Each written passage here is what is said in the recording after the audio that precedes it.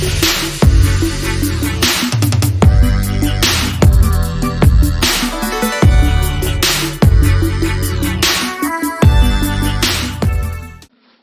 morning students. Today I will teach you national income. As you all know that it is very important topic, है ना, regarding related to your examination, ठीक है। और अधिकतर students को confusion रहता है कि नेशनल इनकम है क्या, नेशनल इनकम है क्या। तो आज मेरे को आप ढंग से सुनिए, अभी आपको समझ में आ जाएगा नेशनल इनकम क्या है। तो नॉर्मली नेशनल इनकम को समझने से पहले हम लोग डोमेस्टिक इनकम समझ लें। डोमेस्टिक मतलब घर की इनकम, नॉर्मली देखा जाए तो डोमेस्टिक इनकम क्या है, is the some total of factor income. अब फैक्टर इनकम क्या क्या होती है, देखो मैंने लिख रखी है डेफिनेशन। तो डोमेस्टिक इनकम से पहले फैक्टर इनकम समझ लो। फैक्टर इनकम को अगर एक वर्ड में समझे तो मेहनत की कमाई। क्या है? मेहनत की कमाई। लेकिन इसको लिखना नहीं है एग्जाम में, ध्यान रखिएगा, मेहनत की कमाई मत लिखिएगा। तो फैक्टर इनकम है क्या? तो income earned bye rendering his और हर फैक्टर सर्विसेज, ठीक है। Income earned bye rendering his और हर फैक्टर सर्विसेज, अपनी सर्विसेज देने से जो इनकम हमको होती है वो क्या कहलाती है? वो फैक्टर इनकम कहलाती है। अब इसके अंदर क्या क्या आता है?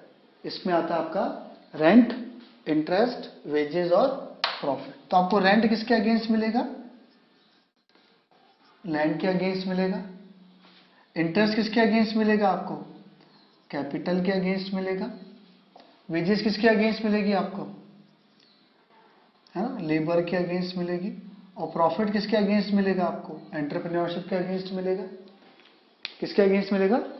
प्रॉफिट किसके अगेंस्ट आपको? प्रॉफिट किसके अगेंस्ट मिलेगा? एंटरप्रेन्योरशिप के अगेंस्ट मिलेगा। तो यही आपकी क्या कहलाती है? फैक्टर इनकम कहलाती है। तो factor income is income which is earned by rendering his or her factor services. It is in the form of rent against the land, interest against the capital, wages against the labor, profit against the entrepreneurship. ये factor income होती है। कई बार question आया था what is factor income, तो ये definition लिखिएगा आप। उसके बाद डोमेस्टिक इनकम पे वापस आते हैं। तो is the some total of factor income. तो फैक्टर इनकम क्या क्या है? Salary and wages, rent, interest, profit generated with in the domestic territory of a country. Domestic territory क्या होती है? हमारी इंडिया की कंट्री, हमारी जैसे इंडिया में है तो इंडिया की टेरिटरी जो है उस पर्टिकुलर कंट्री की जो पॉलिटिकल और ज्योमेट्रिक जो टेरिटरी होती है उसके अंदर जितनी भी आप इकोनॉमिक एक्टिविटीज कर रहे हो उसके थ्रू जो भी आपको जनरेट हो रहा है, salary, wages, rent, interest, profit, उन सब का टोटल क्या कहलाता है? आपका डोमेस्टिक इनकम कहलाता है। और हमेशा ध्यान रखना, डोमेस्टिक इनकम को एनडीपीएफसी से डिनोट करते हैं। एग्जाम में बोल देता है वो कैलकुलेट द एनडीपीएफसी। अब आप क्या होता है, कैसे मालूम करोगे एनडीपीएफसी है क्या? तो आपको मालूम होना चाहिए कि एनडीपीएफसी इक्वल टू क्या होता है? डोमेस्टिक इनकम होता है। ध्यान रखना, डोमेस्टिक इनकम किसे डिनोट करोगे आप? एनडीपीएफसी, यानी net domestic product at factor cost. फिर उसके बाद नेशनल इनकम। बहुत सारा कंफ्यूजन रहता है स्टूडेंट को, नेशनल इनकम क्या है, नेशनल इनकम क्या है। तो नॉर्मली कुछ नहीं, बस नेशनल इनकम का फॉर्मूला ध्यान रखो। फॉर्मूला इन द सेंस इसको किससे डिनोट करते हैं? तो नेशनल इनकम किससे डिनोट करोगे आप? NNPFC, net national product at factor cost. Net national product at factor cost, इसको नेशनल इनकम को इससे डिनोट करते हैं। तो एनएनपीएफसी यानी नेशनल इनकम का फॉर्मूला क्या हो जाएगा? Domestic income, domestic income. इसको अपन और क्या बोल सकते हैं? इसको बोल सकते हैं अपन एनडीपीएफसी। तो NDPFC domestic income plus net factor income from abroad, जो हमको बाहर से इनकम हुई है, factor income, net factor income from abroad हुई है। अगर इन दोनों को ऐड कर दें हम तो क्या आ जाएगा? हमारा नेशनल इनकम आ जाएगी। यही नेशनल इनकम होती है। अगर एग्जाम में आपके नेशनल इनकम की डेफिनेशन आए तो आप you can put this definition. पहले डोमेस्टिक इनकम की लिख दीजिएगा, फिर उसके बाद NNPFC equals to domestic income plus net factor income from abroad करके हम लोग इसको अंडरस्टैंड कर सकते हैं। तो आई होप समझ में आया होगा आपको। तीन टर्मिनोलॉजी, तीनों terminology very very important with respect to your examination. Domestic income यानी शुद्ध घरेलू आय हिंदी में, एनएनपीएफसी नेट नेशनल प्रोडक्ट यानी शुद्ध राष्ट्रीय आय, और फैक्टर इनकम मतलब कारक आय। हिंदी में क्या बोलते हैं? फैक्टर इनकम को कारक आय बोलते हैं। तो that is our three terminologies. अब आप सबको मालूम होना चाहिए कि नेशनल इनकम को डिटरमाइन करने के तीन मेथड होते हैं। There are three methods to calculate national income. आज मैं आपसे तीन में से एक मेथड यानी एक्सपेंडिचर मेथड आपसे डिस्कस करूंगा। आने वाले मेरे वीडियोज आप इनकम मेथड और वैल्यूएडेड मेथड भी आप उसमें से देख लीजिएगा, तो आपको वो वाले मेथड भी आ जाएंगे। तो बहुत इजी है आपका calculation of national income with the help of national income. बिल्कुल सर्टेन क्वेश्चन है, कॉलेज लेवल पे भी आता है और 12th लेवल पर भी आता है, ठीक है। तो calculation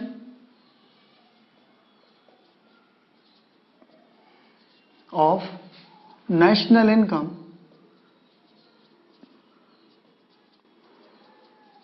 with the help of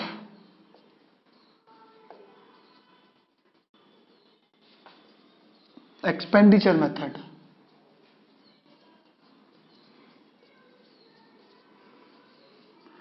students, अगर आपको वीडियो पसंद आते हैं तो प्लीज़ लाइक सब्सक्राइब जरूर करिए, जिससे आपको मालूम चले आगे मेरे वीडियोस के बारे में। शेयर भी करिए इसको, ठीक है। तो calculation of national income with the help of expenditure method. तो एक्सपेंडिचर मेथड के अंदर क्या है, ड्यूरिंग दी अकाउंटिंग ईयर आप समझते हैं ना, 1 अप्रैल से लेकर 31 मार्च, during an accounting year expenditure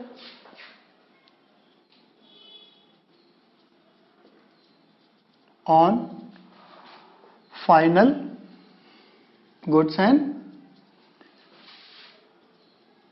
services. During the accounting year expenditure on final goods and services, जितना भी हमने पूरे एक साल के अंदर फाइनल गुड्स एंड सर्विसेज के ऊपर जो एक्सपेंडिचर करा है, उसका सम, उसका टोटल क्या कहलाता है, एक्सपेंडिचर मेथड कहलाता है। तो during the accounting year expenditure some total of, है ना, ड्यूरिंग दी अकाउंटिंग ईयर, इसमें ऐड कर लीजिए सम total of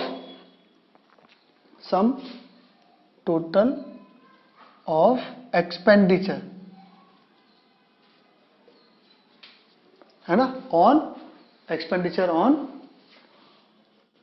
final goods and services.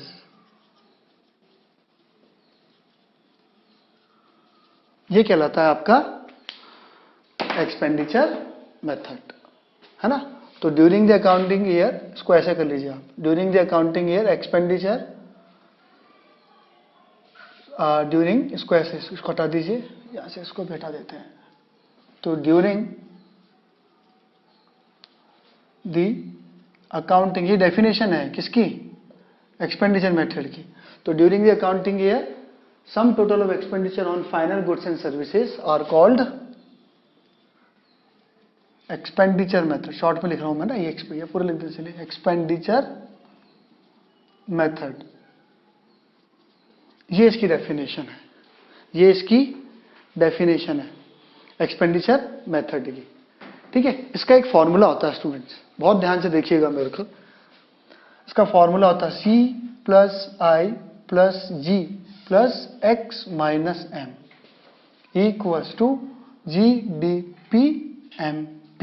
ध्यान रखना हमेशा, GDP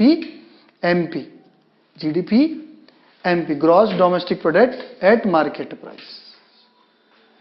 क्या फॉर्मूला है इसका, C plus I plus G plus X minus M equals to GDP MP, ठीक है। अब C इक्वल्स टू क्या होता है, C इक्वल्स टू होता है private final consumption expenditure,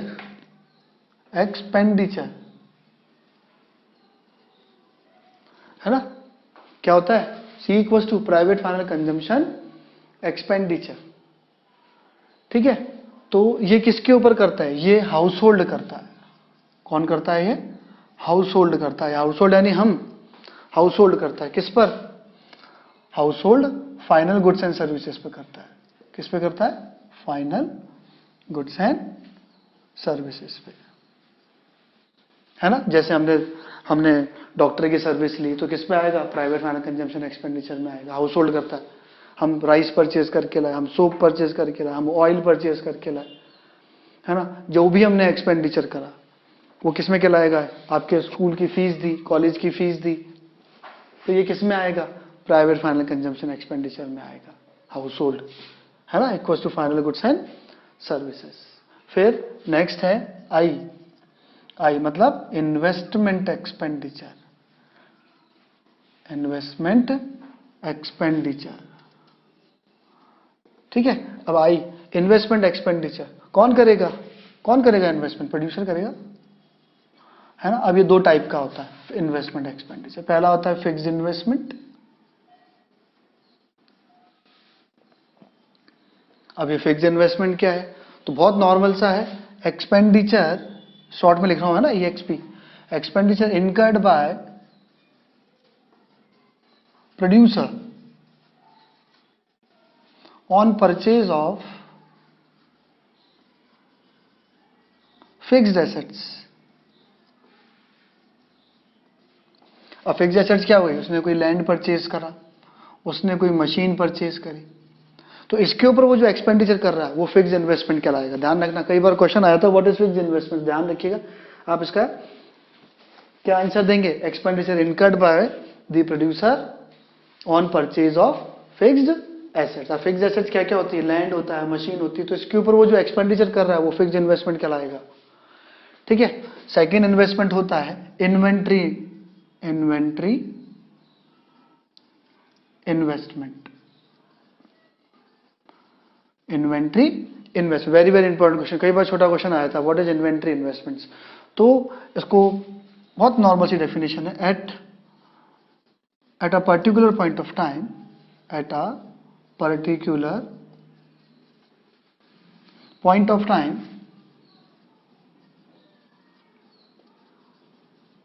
producer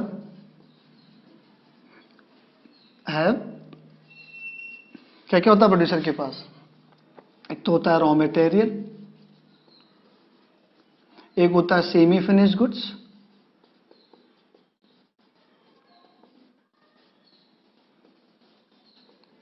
ठीक है, और एक क्या होता है उसके पास, एक फिनिश्ड गुड्स होता है।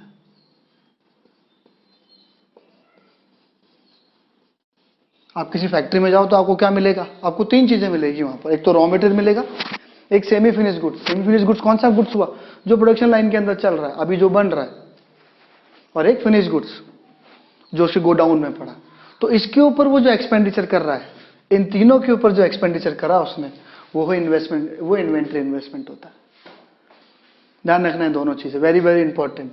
सी मैंने आपको बताया अभी, आई इन्वेस्टमेंट एक्सपेंडिचर कौन करता है, प्रोड्यूसर करता है, किस पे करता है, फिक्स्ड इन्वेस्टमेंट और इन्वेंट्री इन्वेस्टमेंट। फिक्स्ड इन्वेस्टमेंट तो किस पर, फिक्स्ड एसेट्स को परचेज करने, लैंड और मशीन। इन्वेंट्री इन्वेस्टमेंट यानी किसके ऊपर, raw material, semi finished goods और फिनिश्ड गुड्स के ऊपर जो उसने एक्सपेंडिचर करा है, that is known as inventory expenditure, ठीक है। इसको रब कर रहा हूं मैं, तो यहां समझाता हूं एक बार आपको, तो आप चाहें तो उसके नोट्स बना लीजिएगा। जी इक्वल्स टू क्या होता है, गवर्नमेंट एक्सपेंडिचर। गवर्नमेंट एक्सपेंडिचर किस पे करेगी, डिफेंस पे करेगी,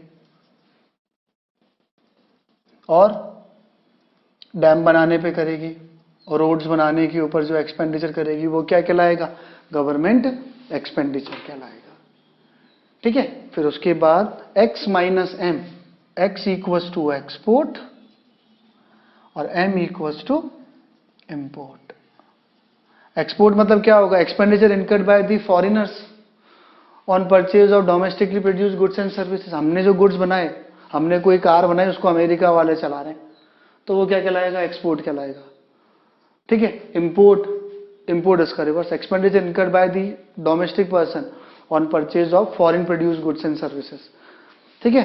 जापान ने कोई कार बनाई हमारे लिए और हम उसको यूज कर रहे हैं, तो वो क्या कहलाएगा, वो इंपोर्ट कहलाएगा। तो हमेशा ध्यान रखना, x माइनस एम यानी एक्सपोर्ट माइनस इंपोर्ट करते हैं तो नेट एक्सपोर्ट आता है, और नेट एक्सपोर्ट हमेशा क्या होता है, प्लस होता है। तो कई बार क्वेश्चन में आपको नेट एक्सपोर्ट दे देगा, वो जब उसके नेशनल इनकम का सम देगा तो नेट एक्सपोर्ट दे देगा, तो उसको प्लस कर देना आप नेट एक्सपोर्ट को। और नेट एक्सपोर्ट कैसे आया, एक्सपोर्ट माइनस इंपोर्ट करके आया, ठीक है। और अगर आपको नेट इंपोर्ट दे दे, कई बार नेट इंपोर्ट भी मिल जाता है, तो नेट इंपोर्ट क्या हो जाएगा, माइनस हो जाएगा, नेट इंपोर्ट, है ना। तो दैट इज आपका एक्सपेंडिचर मेथड। तो ये फॉर्मूला होता है, C plus I plus G plus X minus M equals to GDP MP. GDP MP equals to gross domestic product at market price. तो जब आप ये सारा करेंगे तो ये आपका पूरा इसका एक्सप्लेनेशन था C plus I plus G plus X minus M का। ठीक है, अब आपको और क्लियरिटी मैं आपको एक सम करके करा देता हूं, आपका जितने भी कंफ्यूजन होंगे वो इसमें सारे दूर हो जाएंगे। बस इसमें एक चीज रह गई, एक आई का फॉर्मूला होता है, तो आई का फॉर्मूला मैं आपको बता देता हूं अभी। ठीक है, इसको मैं रब कर रहा हूं और मैं आपको आई का फॉर्मूला बता देता हूं कि आई का फॉर्मूला क्या होता है। आपको छोटा सा इसका फॉर्मूला याद रखना पड़ेगा आई का। आई मतलब इन्वेस्टमेंट्स। ठीक है, तो आई इक्वल्स टू, आई का एक फॉर्मूला, आई मतलब इन्वेस्टमेंट एक्सपेंडिचर, एक होता है इसका formula gross GDCF, gross domestic capital formation.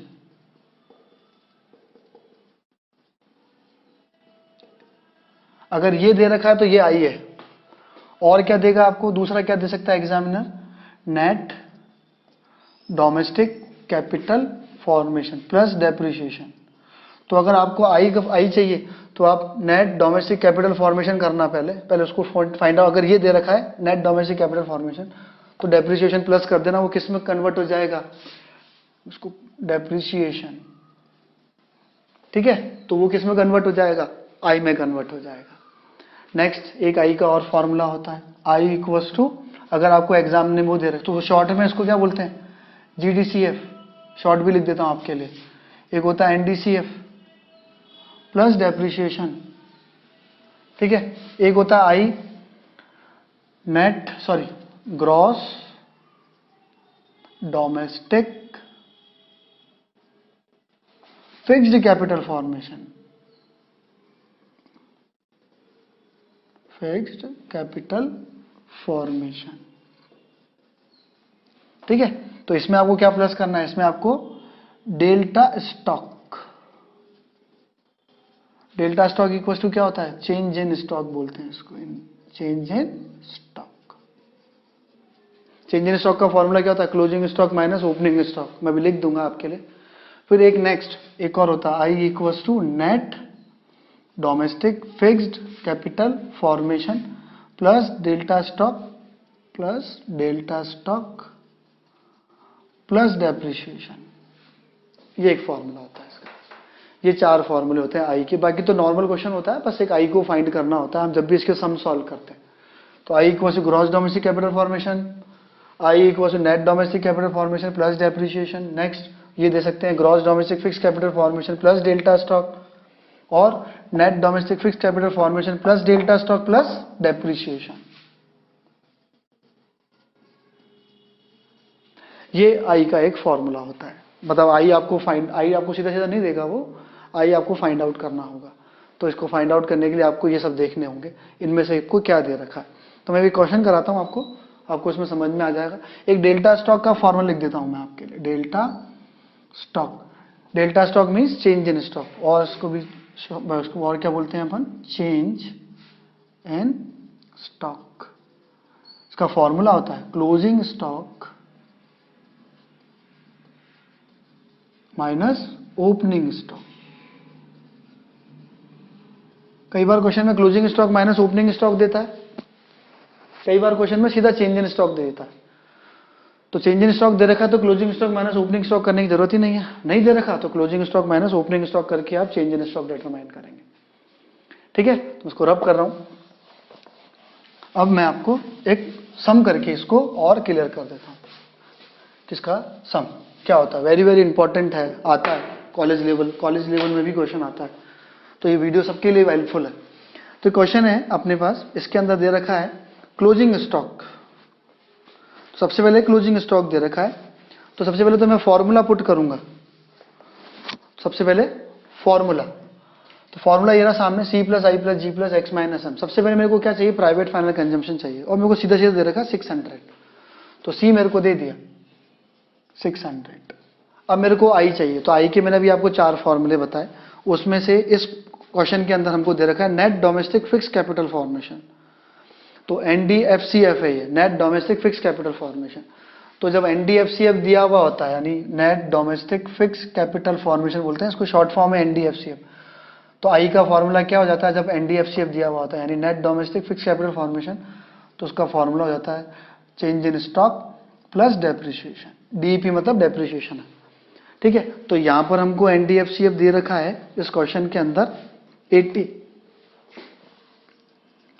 Plus, अब हमको डेल्टा स्टॉक चाहिए और डेल्टा स्टॉक का formula closing stock minus opening stock, जो यहां पर दे रखा है हमको क्लोजिंग स्टॉक 10 और ओपनिंग स्टॉक 20। तो ध्यान रखिएगा फॉर्मूला तो क्लोजिंग माइनस ओपनिंग होगा। ठीक है, तो यहां क्लोजिंग दे रखा है 10 और ओपनिंग दे रखा है 20, तो ये -10 आएगा। ठीक है, और डेल्टा स्टॉक होता प्लस है लेकिन हमारे पास ओड नंबर है, माइनस का आया हुआ है, तो आप ब्रैकेट में पुट करेंगे आप प्लस ही, ओड नंबर है इसलिए ब्रैकेट में डाल देंगे उसको, बाद में माइनस होगा इसमें से। ठीक है, और हमको अब चाहिए डेप्रिसिएशन। डेप्रिसिएशन का दूसरा नाम होता है कंजम्पशन ऑफ फिक्स कैपिटल, तो यहां हमको कंजम्पशन ऑफ फिक्स कैपिटल दे रखा है और वो है 40 प्लस 40। ठीक है, ये हो गया हमारा आई का पार्ट कंप्लीट। अब हमको चाहिए गवर्नमेंट एक्सपेंडिचर, जो सीधा सीधा गिवन है हमको 100। सिर्फ आई को फाइंड आउट करना होता है, बाकी तो सब चीजें मिल जाएगी आपको इजीली क्वेश्चन के अंदर। फिर नेक्स्ट है हमको चाहिए एक्सपोर्ट और इंपोर्ट, तो हमको एक्सपोर्ट दे रखा है इसके अंदर 50 और इंपोर्ट दे रखा है हमको 60। तो x माइनस m, ठीक है, ये एक्सपोर्ट है और ये इंपोर्ट है। तो एक्सपोर्ट हमको दे रखा है 50 और इंपोर्ट दे रखा है हमको 60, तो ये भी माइनस का फिगर आएगा, होगा माइनस ही, x माइनस m है ना, होगा नेट माइनस होगा, लेकिन फॉर्मूले के अकॉर्डिंग तो इसको हम प्लस ही करेंगे और इसको हम ब्रैकेट में डाल देंगे ओड नंबर। ठीक है, तो अब हमारा सारा सब चीजें आ चुकी है, तो अब हमको क्या करना है इसके अंदर उसको सॉल्व करना है। तो सॉल्व करिए, पहले अच्छी तरह सॉल्व कर लीजिए। 600 एग्जाम में अच्छी तरह से सॉल्व करिएगा इसको, ब्रैकेट ओपन होगा तो plus minus -10 plus 40 plus 100 plus minus 10। ठीक है, अब इसको हम सॉल्व कर लेते हैं। प्लस प्लस के अलग कर लीजिए, 680 720 730, 730 में से 20 माइनस का है तो लेस कर दीजिए 710। ये आया हमारा जीडीपी एमपी। लेकिन हमको क्या डिटरमाइन करना है क्वेश्चन के अंदर, हमको नेशनल इनकम डिटरमाइन करनी है। नेशनल इनकम को मैंने आपको बताया था किससे डिनोट करते हैं, एनएनपीएफसी से डिनोट करते हैं। तो नेशनल इनकम निकालना है। ठीक है, मेरा प्रीवियस वीडियो देख लीजिएगा आप, जिसके अंदर मैंने पूरा बता रखा है कि ग्रॉस से नेट पे जाते हैं तो क्या करते हैं, है ना, डोमेस्टिक इनकम से नेशनल इनकम पे जाते हैं तो क्या करते हैं, मार्केट प्राइस से फैक्टर कॉस्ट पे जाते हैं तो क्या करते हैं। ठीक है, वो भी बहुत इंपॉर्टेंट है क्योंकि आपको ये तो जीडीपी एमपी आया है, आपको तो एनएनपीएफसी पे जाना है। तो यहाँ मैं उसको सॉल्व कर लेते हैं। तो देखिए आएगा जीडीपी एमपी से कैलकुलेशन होगा, तो जीडीपी एमपी कितना हमारा 710, हमको जाना कहाँ है जीडीपी एमपी से एनएनपीएफसी। तो जब ग्रॉस से, ये ग्रॉस है, ग्रॉस डोमेस्टिक प्रोडक्ट है, ये जीडीपी मतलब gross domestic product at market price, MP मतलब मार्केट प्राइस। ठीक है, और एफसी मतलब फैक्टर कॉस्ट, तो 710। ठीक है, तो मैं पूरा फॉर्मूला बना देता हूं यहां पर नेशनल इनकम का पहले। तो GDP MP minus national income का फॉर्मूला बना रहा हूं एनएनपीएफसी का, ग्रॉस से नेट पे जाओगे तो डेप्रिसिएशन माइनस, ठीक है, डोमेस्टिक से नेशनल पे जाओगे तो net factor income from abroad plus net factor income from abroad plus करोगे आप। ठीक है, net factor income from abroad plus होगा, ये कन्वर्ट हो गया पी से पी सेम है, एमपी से एफसी पे जाओगे तो आप एनआईटी माइनस करोगे, मार्केट प्राइस से एफसी पे जाते हैं तो नेट इनडायरेक्ट टैक्स माइनस करा जाता है। नेट इनडायरेक्ट टैक्स का फॉर्मूला होता है इनडायरेक्ट टैक्स माइनस सब्सिडी। ठीक है, तो अब इसका हम इसको सॉल्व कर लेते हैं पूरा। तो 710, डेप्रिसिएशन हमको कंजम्पशन ऑफ फिक्स कैपिटल के नाम से दे रखा है, डेप्रिसिएशन का दूसरा नाम होता है कंजम्पशन ऑफ फिक्स कैपिटल, जो हमको दे रखा है 40 plus net factor income from abroad, तो हमको net factor income to abroad दे रखा है इस क्वेश्चन में, है ना। तो यहां हम net factor income from abroad ही ले लेते हैं, टू अब्रॉड माइनस होता है, बट मैंने फॉर्मूले में net factor income from abroad plus कर रखा है तो उसको प्लस ही कर लेते हैं, फ्रॉम अब्रॉड अज्यूम कर लेते हैं। 40 minus NIT net indirect tax, तो नेट इनडायरेक्ट टैक्स का फॉर्मूला होता है इनडायरेक्ट टैक्स माइनस सब्सिडी। तो इस सिचुएशन के अंदर हमको नेट इनडायरेक्ट टैक्स हमको दे रखा है 30। अब इसको सॉल्व कर लेते हैं। नेट इनडायरेक्ट टैक्स का फॉर्मूला होता है indirect tax minus subsidy. Solve कर लीजिए 40 और ये 710 प्लस 40 और ये माइनस के हैं 2 तो माइनस 70 हो जाएगा। तो 710 माइनस में इसको लेस कर लो तो माइनस का 30 बचा और ये हो गया आपका 680। ये आ गया आपका आंसर NNP FC। इसी को हम लोग क्या बोलते हैं, नेशनल इनकम बोलते हैं। एग्जाम में क्वेश्चन एग्जामिनर आपको नेशनल इनकम निकालने के लिए बोलेगा तो आपको ध्यान रखना नेशनल इनकम किसे डिनोट करते हैं, NNP FC से डिनोट करते हैं। ठीक है स्टूडेंट्स, आई होप आपको समझ में आया होगा। अच्छी तरह से देख एक बार और देख लीजिएगा इसको वीडियो को। आपको वीडियो पसंद आए तो लाइक सब्सक्राइब और कमेंट जरूर करिएगा। Thank you.